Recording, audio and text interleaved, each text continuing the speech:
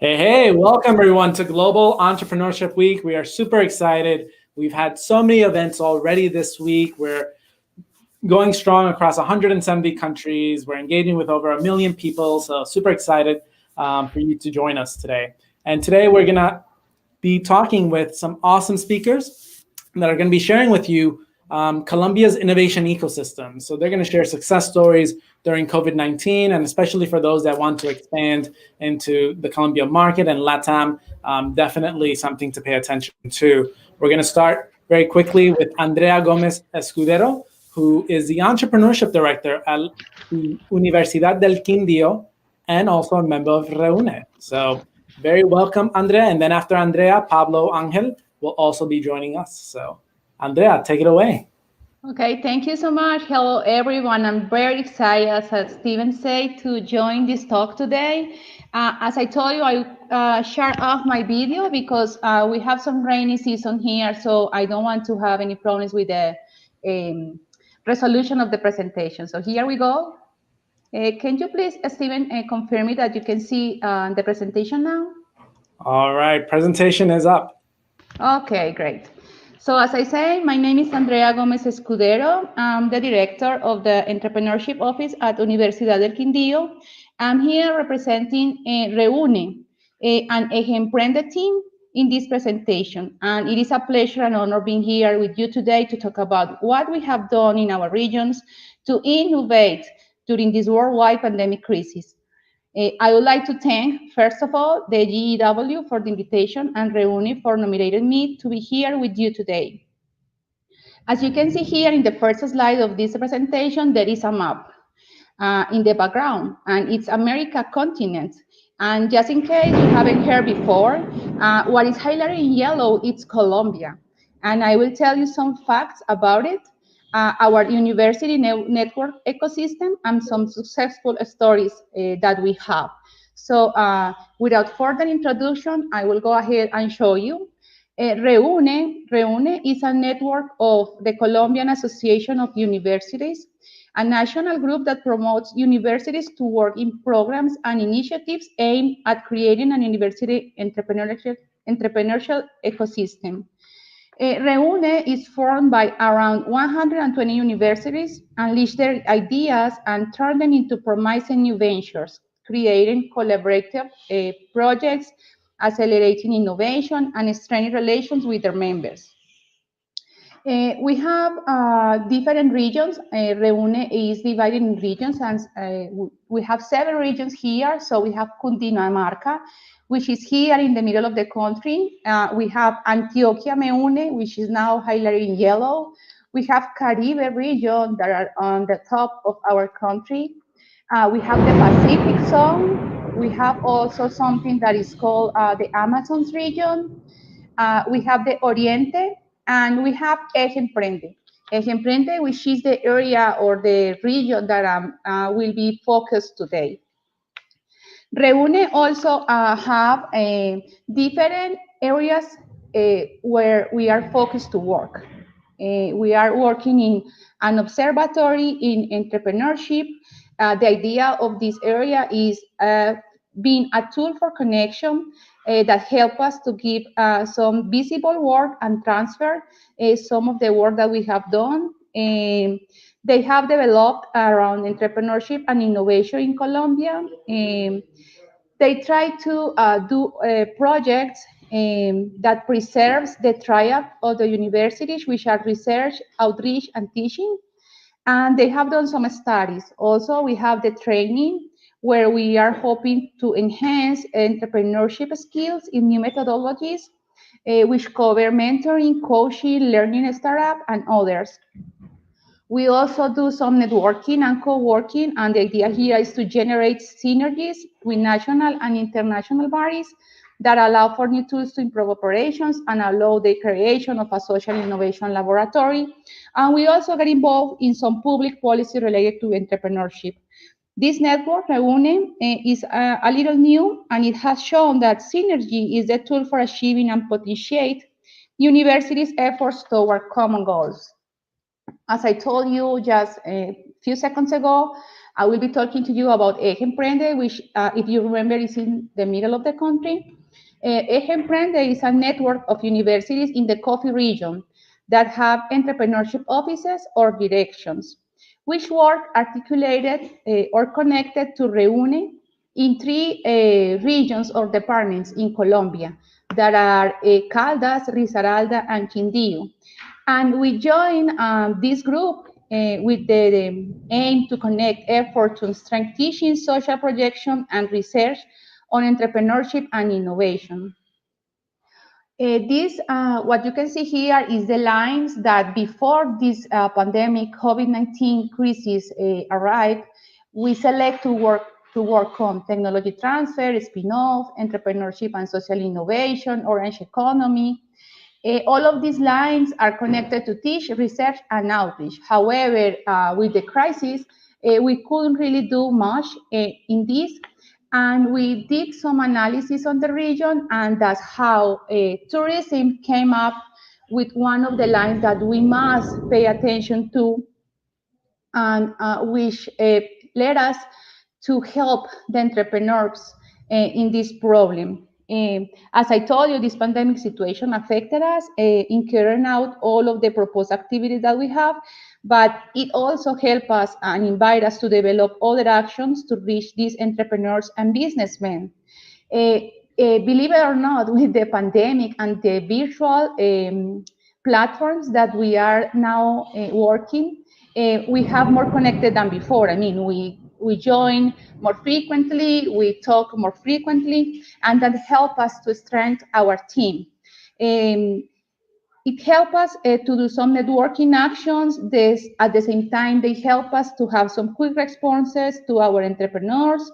And we are planning that this line that we are working to and the examples that we will show you today are somehow the result that the really focus of entrepreneurs are what they are really affected to in this moment.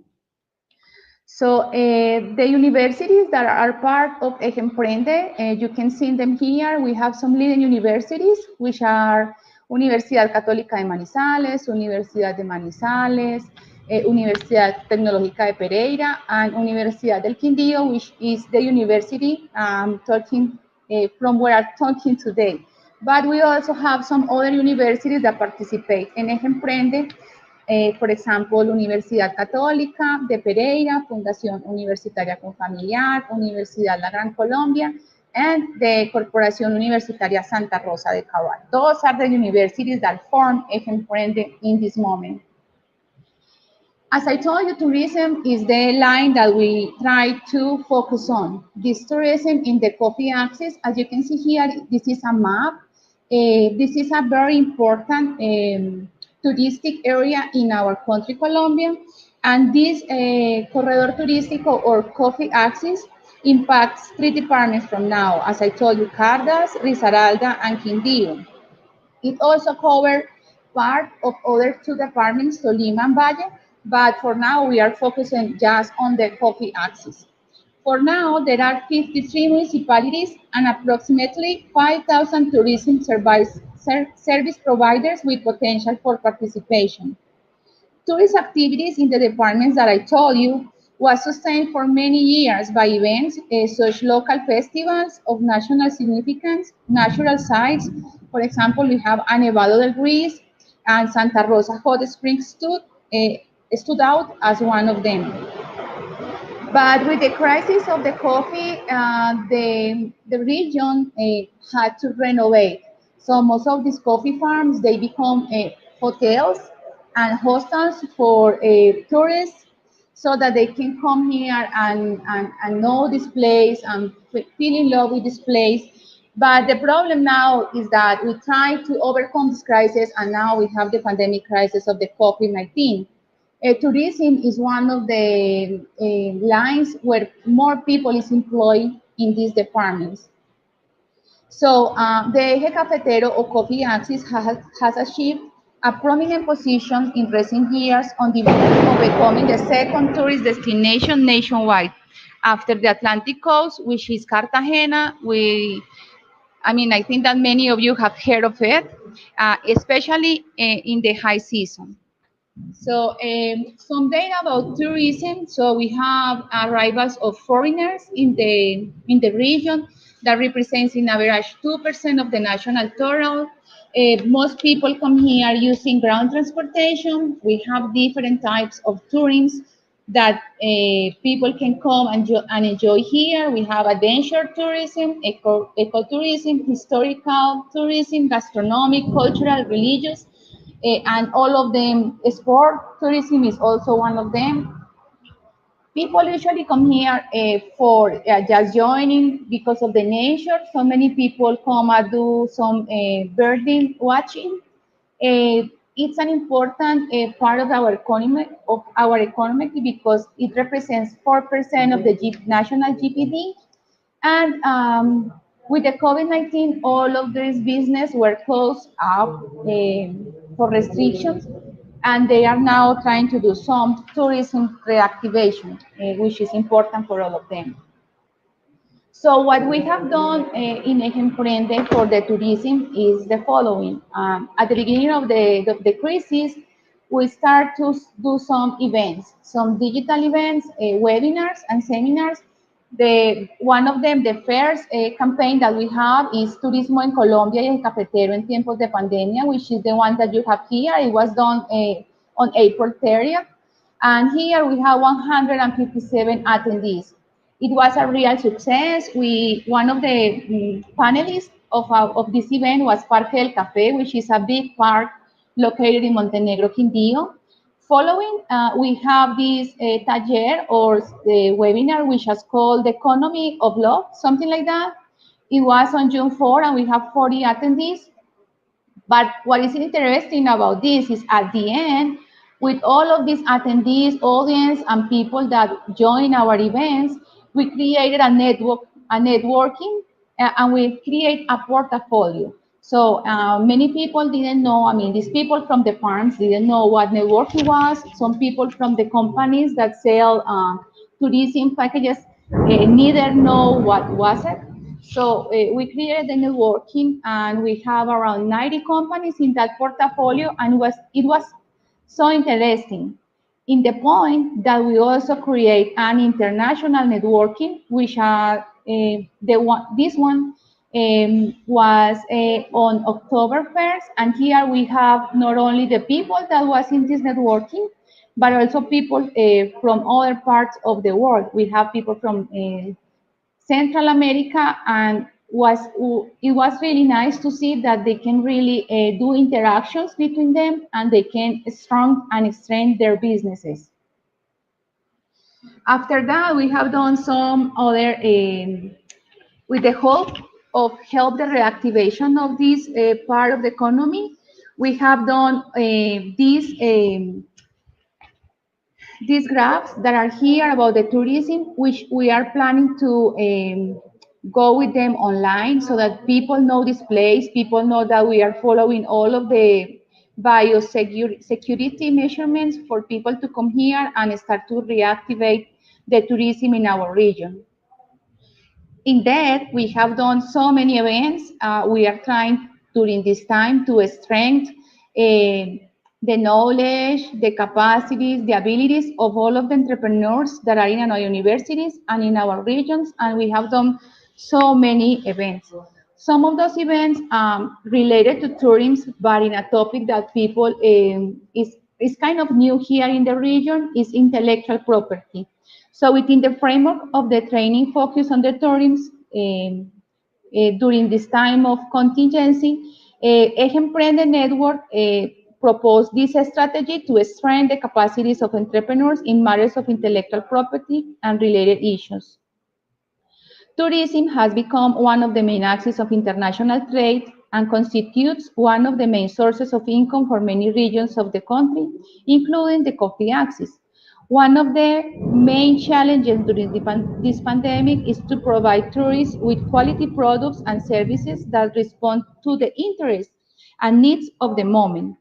It is a point where the strategic use of intellectual property can benefit entrepreneurs by providing added value to their offer and helping tourism companies. So what we did during these events, that were three, we trying to strengthen those knowledge that they didn't have. We try to teach them concepts about intellectual property, how they can protect uh, some of the products that they have, their brands, for example. We work with them in development of solutions that promotes creativity, and we also teach them some marketing and customer behavior using applications, because some of them they don't use applications. It's something really new for them. So we try to strengthen those things. In these seminars that were intellectual property, we have around 91 attendees, and it was really nice to see that all of these people wanted to learn and wanted to continue with us during this project. We also joined as a region, as Ejemprende, with the Ministerio de las TICs, which is the government place where all of the apps and the technology applications are. So what was interesting here is that they offer a space where the students from universities and students from high school and entrepreneurs and businessmen, they could join these spaces that were online for around 4 hours, and they teach them how to identify problems in order to create digital businesses. They did this through identification of problems, empathy maps. Finally, they finished with the pitch. And we have students, as I told you, from high school and universities. And we have at the end like a contest where some prizes or some benefits were given to these persons that go through all of this process. There are other initiatives that we have. This one is related to Reuni, but it's not for Ejemprende. This one has to be is related, sorry, to rural entrepreneurship in higher education. So in this project, they wanted to develop a rural entrepreneurship model for Reuni partner universities based on successful rural entrepreneurship practices derived from the higher education programs that are carried out by these institutions. I'm sorry, but we have a really tournament going on here. So at the end, which is around, it was around October, September, they have 10 events as a result of the workshops. They have agriculture entrepreneurs. They have the rural entrepreneurship as a transformation route. They could evaluate at the end that they can have some products and that they can promote social ownership of knowledge. It was done by the universities that you can see here on the bottom of the presentation. Another initiative that is done in Bucaramanga, another region where Reuni has the associates, was some networking that they have done in order to see how 2021 is going to work for the entrepreneurs. So they have done some meetings, some networking. They connected not only the universities, but also some companies and businesses in Bucaramanga to strengthen this initiative in order to have a technology industry in the region, to expand the possibility of accessing acceleration programs. And they have also an option to have calls for proposals, training programs, and consultancies. So what they basically have done is they are trying to strengthen their capacity to have the 2021 year a program as a supportive program for the entrepreneurs. Here is another example that the universities came up with events during the COVID-19 pandemic season. This is Atlantica, Barranquilla, This was also done with universities that are members from Reuni. It was an event in July. They have around 50 speakers during the event. They also have networking sessions. They have networking sessions. And what is important is that at the end, they have some collaborative alliances between the public, private, media, and academic sectors. And they have some projects going on. So what is important here is they can show that after the event, they really do a collaboration between the different sectors in Atlantico, specifically in Barranquilla. Another initiative that we have, and this one is especially from the university that I work, Universidad del Quindío, and my unit, which is the Entrepreneurship Office.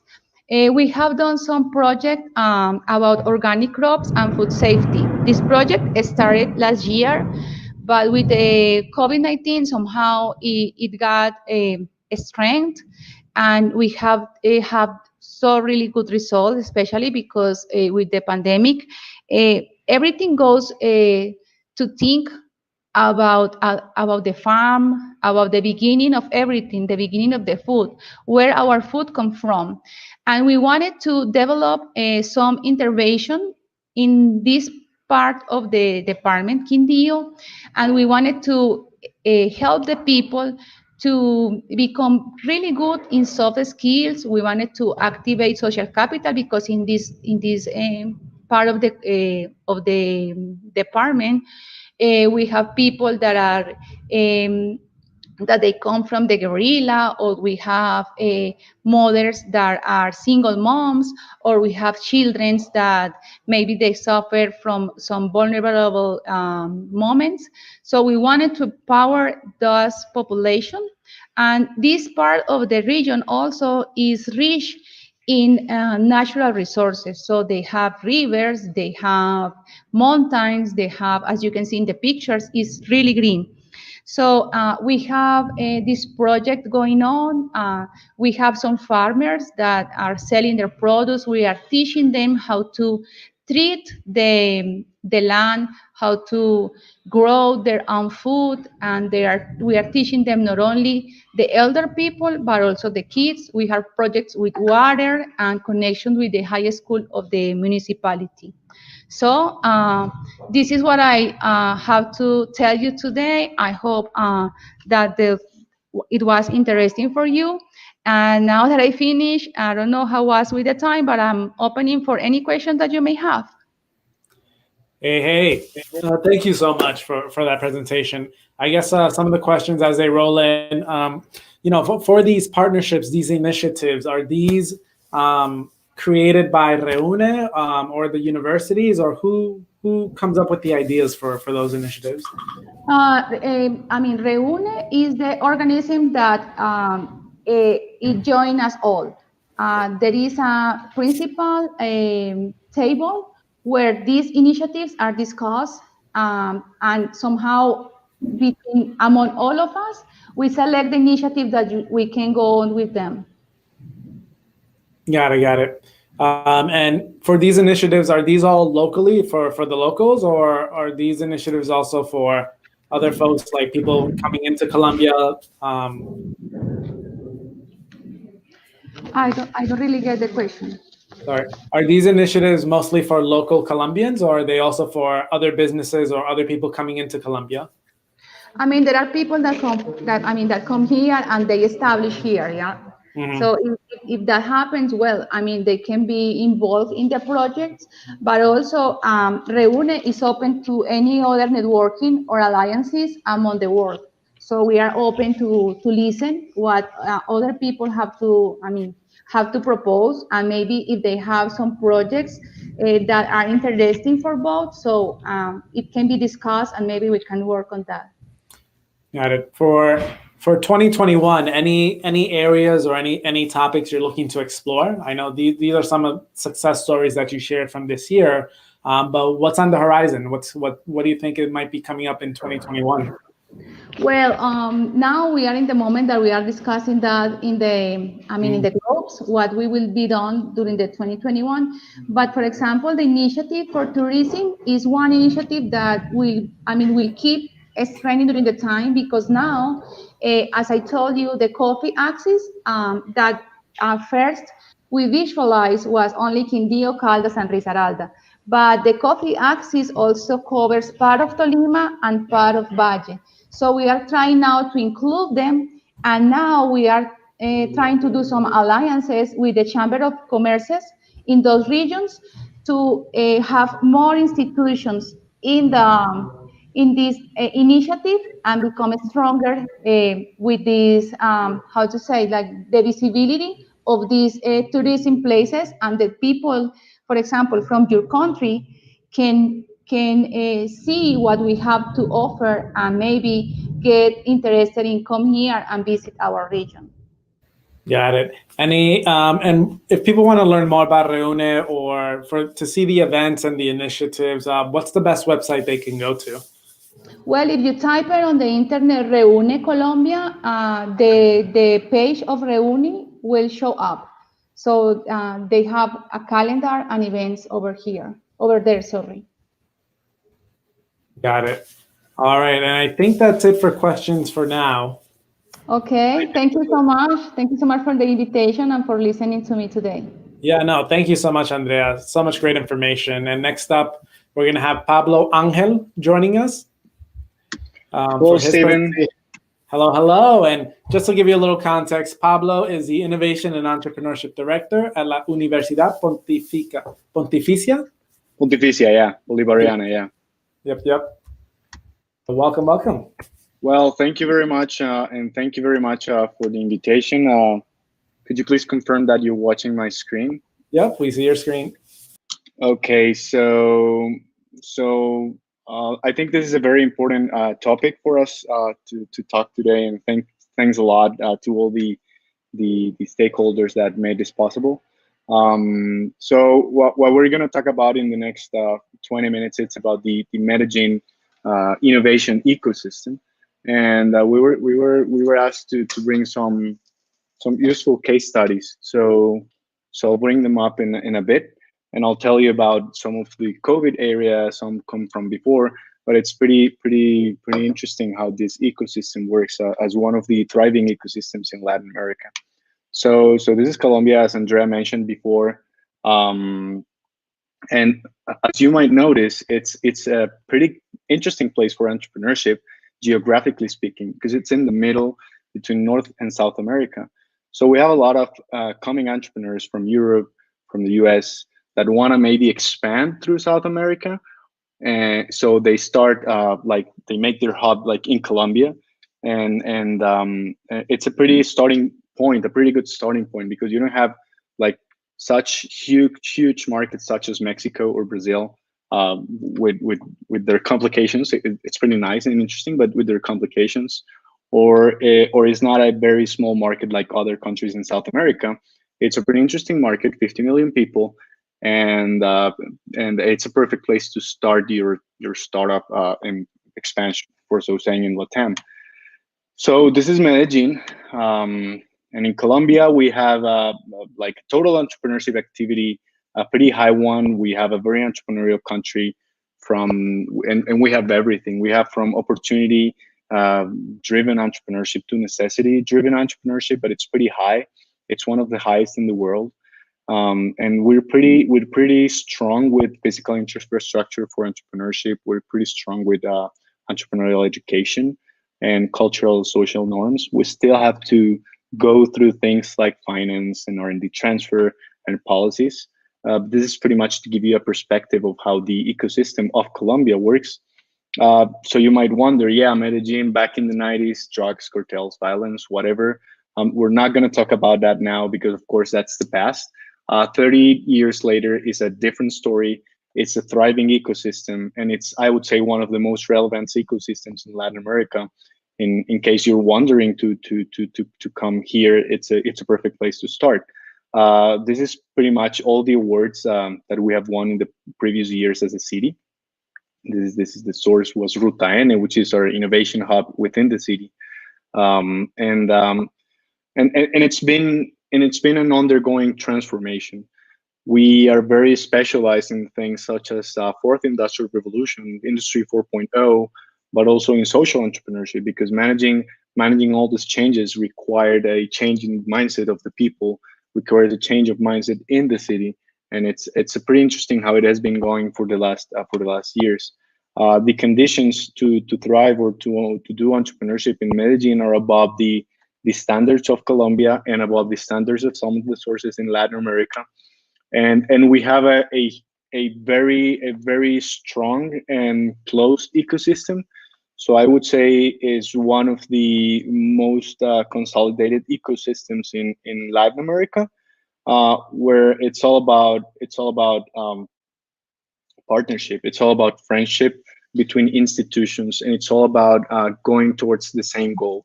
It's all about working together to push the city forward, to push the country forward, and to I don't know, strengthen the capabilities that we need to do entrepreneurship within the country and within the city.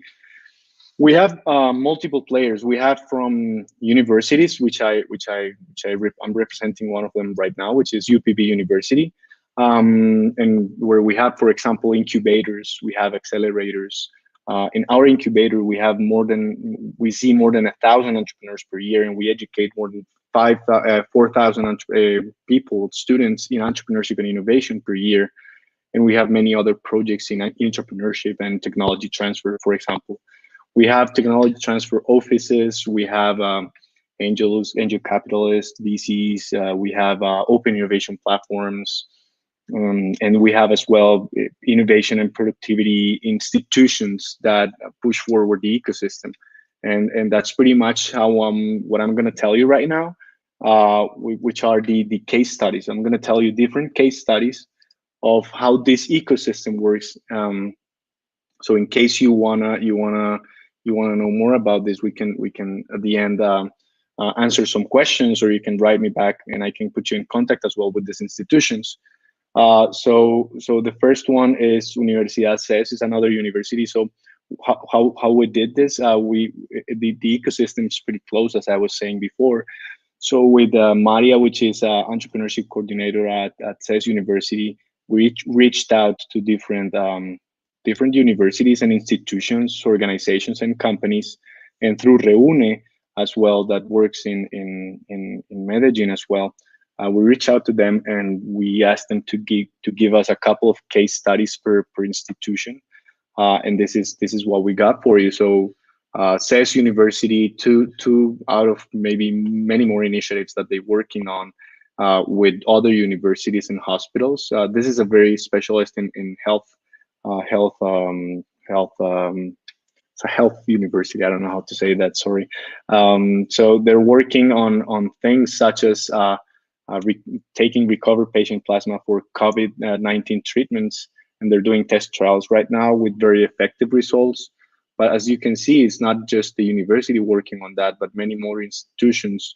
Same as in the second case study, which is an alliance called Sim Design, where Universidad de AFIT, which is another very important university in the city, Ruta N, which is innovation hub in Leonisa, which is a company with SES and others. They develop a video laryngoscope distribution program to clinics around the department. You know that Colombia, it's a very mountainy, I don't know how to say that, and it has a lot of mountains, it has a lot of remote areas. So you have right now places where it's very difficult to get there. So it's about distribution as well, how you distribute the technology required, the resources required for these places where you need to as well combat COVID-19. Ourselves at the university, we have a clinic as well. It's a very important clinic in the city, and we develop a product with panels, like hospital panels, to divide and isolate COVID patients, and it's easier to install. It's faster. It's lighter. It has some sanitizing capabilities as well. We have that prototype testing undergoing, And at the incubator, we have a 120,000 alumni community or something like that. And when all this started, we started to see how some companies were struggling. Some of our entrepreneurs or people that took the decision of doing entrepreneurship in March or something like that were struggling to recover or to even start. So we created this mentorship program. We connected mentors from our alumni community with different backgrounds and different industries. We connected them with entrepreneurs that were on guidance process or on incubation, acceleration. And we had one-on-one, we had group sessions. And at the end, more and more people starting to sum up. And we ended helping more than 45 entrepreneurs with, I would say, more than that in terms of mentoring. And that's one of the projects that we are still doing right now. Protagoni, which is the organization, innovation hub from Medellin. I encourage you to have a look at their website. It's so they did something. They did a I would say a call, and they called it this different industries and companies and universities. We were part of that as well, but to create these ventilators to treat COVID patients, and they are now in Vima, which is the institution like that approves medical devices and things like that. They have now approved to test with humans, and this project is undergoing, and it's been pretty helpful combating the COVID-19 within the clinics. They also created an interesting project. I think it's called Innova por la Vida, Innovation for Life or something, and they created like 4 categories: testing, digital platforms, ventilators, and capabilities around COVID-19. And they have gathered around 6.8 million in donations. That's 50% of around 50% of the goal that they want to achieve in order to keep experimenting on these 4 categories that I just mentioned: testing, digital platforms, ventilators, and capabilities. So that's another project. Esumer is an institution, education institution, and they have a project with the city council, monitoring and like they created a monitoring and recovery program for SMEs. We have a lot of SMEs. Something I've read around 94 to 97% of the companies in Colombia are SMEs or startups, right? We have huge corporations as well, but there's a big portion of SMEs in the country, and I would say a lot of them struggled because of the COVID. Undercol is a chemical company, and they have 2 projects around filters and layers of like using nanotech to create more efficient filters than the N95 on one side, or to create a mixture or a layer of this material to create antibacterial and antiviral effects. And both of those projects are being prototyped. And as you can see here, this kind of projects, and this is a company, it's a very important company and relevant in the country, and they work together with the university to develop this kind of products. Or they work on the second one within companies as well to develop this kind of products, and that's precisely how this ecosystem works. Confama is an organization that aims to I would say empower the workforce on the organizations and their families, and they have 2 different projects. One of them it's being launched. It was launched in 2018, but it's now coming back together this year. And it's around promoting the growth of creative and cultural industries in Antioquia and in the region, and it's pretty much helping these creators and artists to thrive and to live in what they love to do. They have this amazing. We have something that is called cultural and creative districts. So with Confama and my university, UPV University, we have this district as well with Matels and other ones called Perpetuo Socorro, and it's a corporation within the city, and within the city we're trying to promote that as an orange zone, orange area, or cultural and creative zone, and they have a warehouse there for these creators to go and do workshops and create contents and things like that. It's a pretty interesting concept. It's a whole neighborhood that it's being transformed from other types of businesses, more traditional ones, to become like an orange zone, as I was mentioned before, or a cultural and creative zone. They have other projects as well, such as this one. And as you can see here, we have companies, startups such as Simply or Finactiva, which are fintech. Creame is an incubator from the city council. There's also NGOs there, and it's a platform that they are connecting. Like it's an impact fund, connecting people that needs to be that needs to finance themselves or their businesses. And in 2020, they are already funding some projects, more than 375 people that have been supported. And this is one of the most interesting concepts that we have here in Colombia, and it's very strong in the region. It's called the University Corporations and Public Sector Committee. So it's like triple helix, right? And we call it the CUEE 2.0, CUEE, we call it CUE here. And it's pretty much a place, not a place, but now it's virtual, but it's a gathering or a meeting or like this. We have this goal to connect ourselves, university, the companies, and the city council or the public sector, towards achieving the same goals, towards growing in the city, towards being more innovative. We have different working tables, as you would say, within this committee. We have talent, we have finance, and the platforms. I think those three. And within those three, we have different projects that aim to develop between the three of us, the universities, the different corporations, and the city council, whether it's regional or local, to foster entrepreneurship, to foster innovation. So we have we have many more projects, but these ones, I brought these ones here. These ones are from the talent table.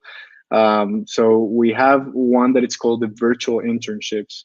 So we are connecting the best talent with companies through internships, and it's pretty much through innovation challenges to reduce the gap between grade students and corporate opportunities. So we're connecting corporate opportunities with students, and in between, there's the universities helping with those challenges and helping with those challenges that companies have.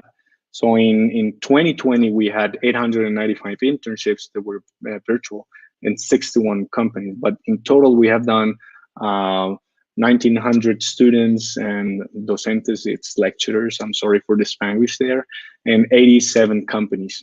The second project it's a phase of the number one, which is called the Open Innovation phase, where we will take students internships and we will guide.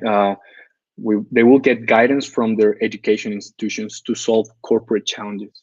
So right now, the corporations are building those challenges, and the education institutions are being trained about the process, and then we will go and solve those challenges with those students. Finally, CESDE, it's another education institution, and they have different interesting projects as well. For example, this one is to train 200 vulnerable young people in ICTs. And so it's pretty much training them being software development or things that generate a lot of job opportunities. It's underway right now. They have educated more than 45 young people in Medellin, 22 in Bogotá, and it connects companies and company needs in software development. I don't know, but I'm pretty sure other countries have the same needs as we do right now in terms of software developers. So we are focusing a lot on that, and there's a lot of opportunities for people there to go and thrive within their professional life. And the second event that they have is with the city council, with the mayor's office, and it's training as well people and young adults in things such as software development, graphic design, 3D VFX animation, and things around the games developments. And as you can see, 851 young and adult people are being already enrolled in this kind of technical trainings. So I would encourage you to have a look at these institutions that I just showed you. Universities, you have companies, you have different organizations. I would encourage you to have a look at Medellin within the ecosystem environment in LATAM. If you want to jump to Medellin, or if you want to bring your company to Medellin, this is my data. I could guide you as well. And please, if you have any questions, just let me know. And thanks again, Stephen, for your invitation and everything, Reuni and Ascun and Dwayne, that made this invitation possible. Yeah, I know, and thank you, Pablo and Andrea, for all this helpful feedback.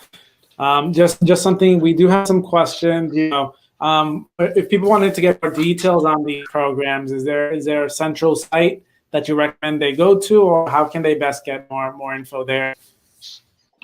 There are many gatherings and places. I mean, the best way, I would say, would be following some of these institutions on social media. So that will be one way. The committee that I was mentioning before, which is university, state, and companies, it happens every first Friday of the month. It's virtual. I could provide you the details as well. You have my email there. And I could connect anyone as well with these institutions in case they want to bring some opportunities to Colombia, or in case they're interested in open markets here, for example. Now, you mentioned, different opportunities or joining in. We do have, apart from entrepreneurs, also entrepreneur support organizations, and lots of them do different work to help entrepreneurs. Medellin already has so much. Do you feel like there's still space for more organizations to come into Medellin and support entrepreneurship, or how do you feel about those type of actors? Yeah, I would say so. I mean, there's still a lot of things to do in the ecosystem. I mean, even though it's a pretty consolidated ecosystem, we still have a long way to go in terms of, for example, VC funds or angel investors. Things like I don't know, like around finance, around opportunity development. There's a lot of necessity entrepreneurship here in Colombia and in Medellin, but maybe incubators or accelerators that want to foster creativity of people to go to the next level. We also do a lot of academic and industry missions with different institutions. So if you have people from Germany or Switzerland or US, Australia, I don't know, coming to the city, it would be a way as well to get these entrepreneurs to open those markets in other countries. So I would say there's still plenty of space, plenty of opportunities, and plenty of things to do to the ecosystem and to narrow the gap between opportunities and the development. We do have a question on how to access this funding opportunities. What are the main requirements? Maybe let me shift that a bit into, are there any common trends or requirements that you see when it comes to these funding opportunities that entrepreneurs should be aware of? Like funding opportunities in Colombia or something like that? Yeah. How to access to this. So I guess you mentioned some funding opportunities. I guess they're asking how to access some of that. Oh, well, I would say it depends on the opportunity you're saying. I could tell you that some of the fundings and some of the acceleration processes require certain things. For example, in our university, you have to be part of our alumni community at least, or be a student or an employee. If you go to the city council, they will probably ask you to be legally constituted within the city. Or if you go to one of the fintechs, they will probably ask you to have a certain turnover level, which I would say it could could be like with the US dollar, how it is right now, which is pretty high for us. It could be pretty easy for an outside corporation on entrepreneurship to get the opportunities that we have here. And it's always like foreigners are very welcomed always in Medellin. Like we value that a lot. We value people that comes from overseas and wants to stay here and wants to grow with us. And they will always find a welcoming hand here that to help them build whatever they want. If the question is coming from overseas, I don't know. Got it. Now you mentioned something interesting that, let's say one of the requirements is, hey, you have to be incorporated in Medellin or situated here. But if a company, let's say, incorporates or has a business entity in Bogotá, for example, does that also still count as being able to come into Medellin, or do they have to do separate things? Or yeah, I mean it's a countrywide thing. I mean, if you're registered in Bogotá, it's pretty much the same as being registered in Medellin, with certain differences. But I mean that's no problem at all. I mean, we have people from all over the country coming back and forth from different cities into Medellin.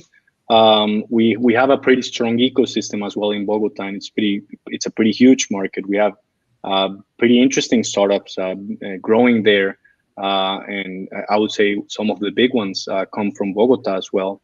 And there's a lot of opportunities in that ecosystem. And I mean, we have, for example, at the university, we have a startup that was founded by two Germans, and they pretty much fell in love with the country. They were doing 1 semester in our university, and they fell in love. They stayed, and they have won many awards here within the country. They have their startup already legally constituted here. The investment came from overseas, but it's pretty normal for them. And whether it's Bogotá or Medellin, I mean, that I think it's a Colombia thing, right? There are certain differences between the ecosystems of Bogotá and Medellin in terms of size, opportunities, institutions, but you will always find a helping hand if you're willing to open market here. Got it. And I know we're almost at time, but thank you so much. Any parting words or last minute thoughts for the audience?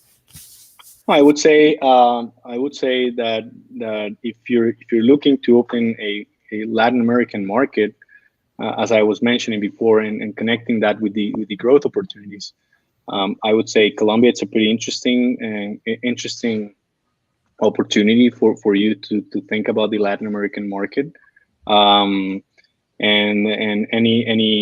any doubts or anything, just write us an email or whatever. I think they were there on the presentation at the ending. People will get to see the video later. And now I think it's a pretty interesting time for Latin America. It's a pretty interesting time for Colombia and Medellin in terms of entrepreneurship. So thank you very much for letting us telling our story, and I'm pretty grateful for this time. And thank you for all you do for the entrepreneurs, both locally and overseas. And thank you to everyone joining us for Global Entrepreneurship Week. We hope you learned a lot. The replay is available on YouTube, Facebook, and of course, hopefully we see you at many more sessions. There's still a few days left to go for Global Entrepreneurship Week 2020. Thank you all. Thank you very much.